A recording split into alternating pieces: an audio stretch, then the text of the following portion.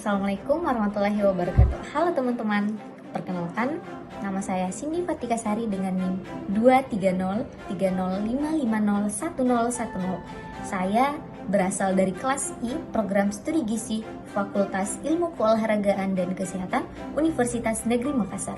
Pada pembelajaran kali ini kita akan membahas tentang jaring-jaring sebab akibat, yaitu konsep dasar timbulnya penyakit berdasarkan jaring-jaring sebab dan akibat atau the web. Teman-teman, kita lihat jaring-jaring sebab akibat. Nah, di mana suatu penyakit tidak tergantung pada satu sebab yang berdiri sendiri, melainkan sebagai akibat dari serangkaian proses sebab akibat penyakit yang terjadi.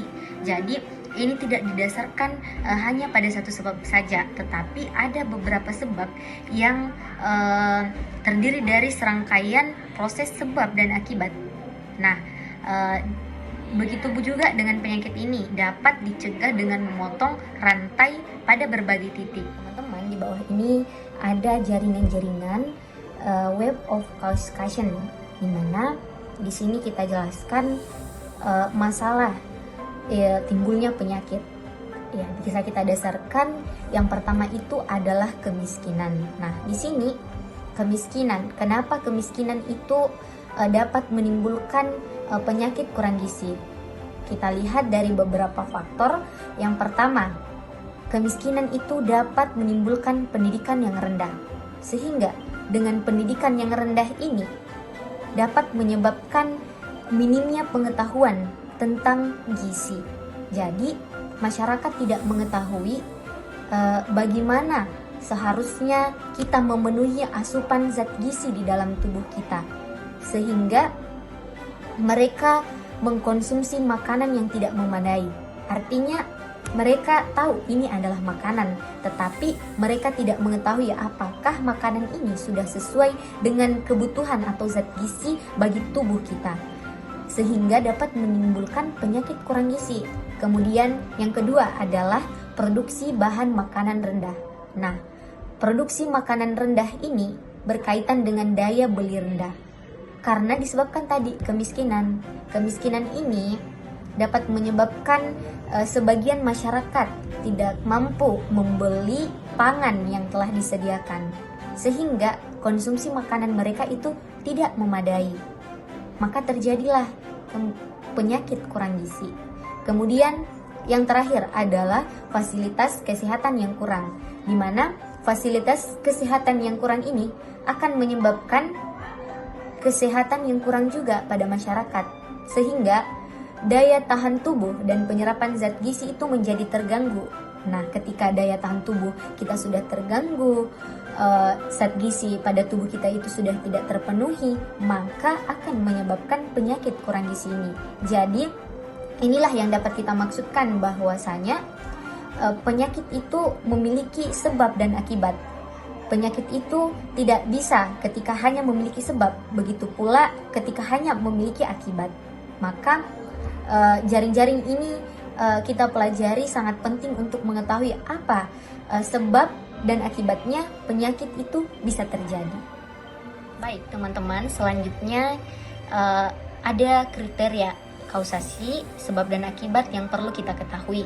Yang pertama adalah pendekatan model penyebab penyakit masih membutuhkan pertimbangan yang mendalam dengan studi cermat untuk sampai pada keputusan hubungan sebab dan akibat. Yang dimaksud di sini adalah pendekatan model ini masih membutuhkan pertimbangan yang mendalam dengan studi yang cermat sehingga dapat dikatakan sebab dan akibat. Kemudian yang kedua, penentuan kausasi membutuhkan bukti yang ada. Jadi tentunya ada bukti, ada data, kenapa, apa yang menyebabkan penyakit itu bisa terjadi. Kemudian yang ketiga ini Austin Bradford Hill pada tahun 1965 berpendapat membuat kriteria yang dapat digunakan sebagai panduan penentuan penyebab.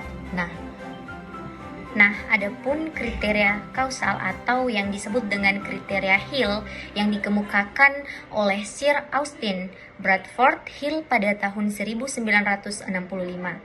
Ada 9 hal dalam menentukan penyebab. Nah, mari kita lihat. Yang pertama adalah kekuatan asosiasi atau kekuatan hubungan, di mana sebuah asosiasi yang kuat di antara kemungkinan penyebab penyakit dan efek yang ditimbulkannya.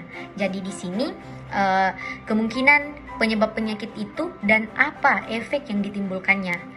Sebagai contoh, para penghisap rokok kira-kira mempunyai resiko untuk menderita infark miokardium akut sebanyak 2 kali lipat dibanding orang yang bukan perokok. Jadi di sini dapat kita pahami bahwa orang-orang yang merokok itu lebih dominan akan terkena lebih resikonya lebih tinggi terkena penyakit infark miokardium akut dibanding yang bukan perokok. Nah, selanjutnya yang kedua adalah konsistensi, di mana konsistensi yang dimaksud di sini adalah diperlihatkan dalam beberapa penelitian yang memberikan hasil yang selalu sama.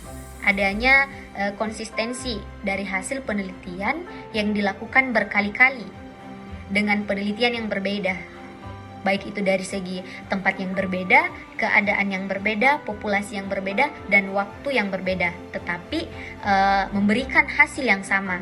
Kemudian yang ketiga adalah spesifisitas, di mana spesifisitas ini bisa kita artikan juga sebagai kekhususan, di mana penyebab tertentu berhubungan dengan hanya satu penyakit tertentu atau biasa kita sebut dengan single causal. Artinya satu sebab, satu akibat. Jadi satu sebab dan satu akibat. Konsep sangat sulit digunakan untuk menilai penyakit kronis dengan penyebab ganda. Jadi perlu kita ketahui di kekhususan ini hanya memiliki satu sebab dan satu akibat. Contoh, Mycobacterium TBC merupakan penyebab yang dibutuhkan agar dapat timbul penyakit TBC. Kemudian yang keempat adalah temporal. Temporal ini sangat penting, yaitu bahwa harus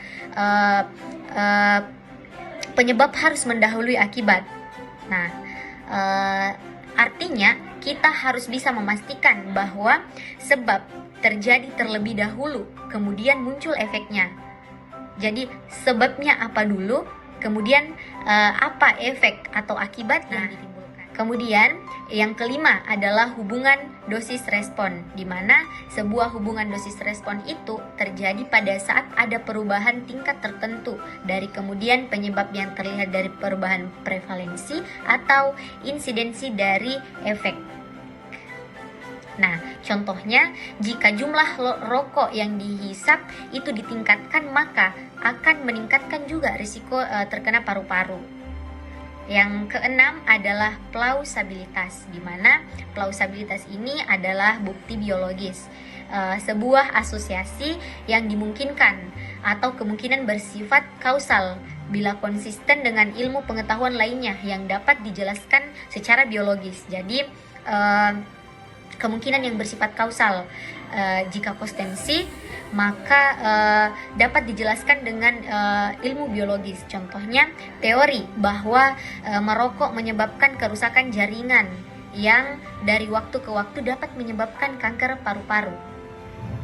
Nah, yang ketujuh adalah koherens. Koherens ini hampir sama dengan bukti biologis, di mana interpretasi sebab akibat dari data seharusnya koheren dengan fakta yang ada. Koheren artinya sesuai dengan fakta yang ada, sesuai dengan riwayat alamiah dan biologi penyakit. Contohnya, Hill menemukan asosiasi antara merokok dengan kanker paru koheren dengan beberapa fakta yang berbeda, yaitu yang pertama, peningkatan temporal dalam merokok dengan kanker paru dalam beberapa dekade. Kemudian yang kedelapan adalah bukti eksperimen, bukti eksperimen atau percobaan, di mana suatu kausa harus mendapat dukungan dari bukti eksperimen dari populasi manusia itu sendiri. Contohnya, suatu penelitian eksperimen dilakukan pada kelompok merokok dan tidak merokok. Nah, masing-masing kelompok ini diamati selama 10 tahun ke depan untuk melihat apakah mereka mengalami kanker paru atau tidak. Dari hasil percobaannya ditemukan bahwa orang yang merokok lebih banyak akan mengalami kanker paru dibandingkan dengan orang yang tidak merokok. Sehingga dapat disimpulkan bahwa merokok dapat menyebabkan kanker paru. Jadi kita melakukan eksperimen di mana eksperimen itu adalah populasi dari manusia. Kemudian yang terakhir adalah analogi atau kesamaan, di mana kita membandingkan satu unsur dengan unsur lainnya yang sejenis. Sebagai contoh, jika suatu zat tertentu menyebabkan penyakit, maka zat yang lain yang mengandung hal yang sama, itu unsur yang sama, harus menyebabkan penyakit yang sama. Nah, sebagai contoh, obat Talmide yang diberikan pada ibu hamil yang mengalami penyakit rubella dapat menyebabkan cacat janin. Maka dapat dianalogikan bahwa jika ibu dalam kondisi hamil diberikan obat apapun akan memiliki fakta yang sama, yaitu dapat menyebabkan cacat janin. Nah, sekian dan terima kasih materi yang saya bawakan. Semoga bermanfaat untuk kita semua.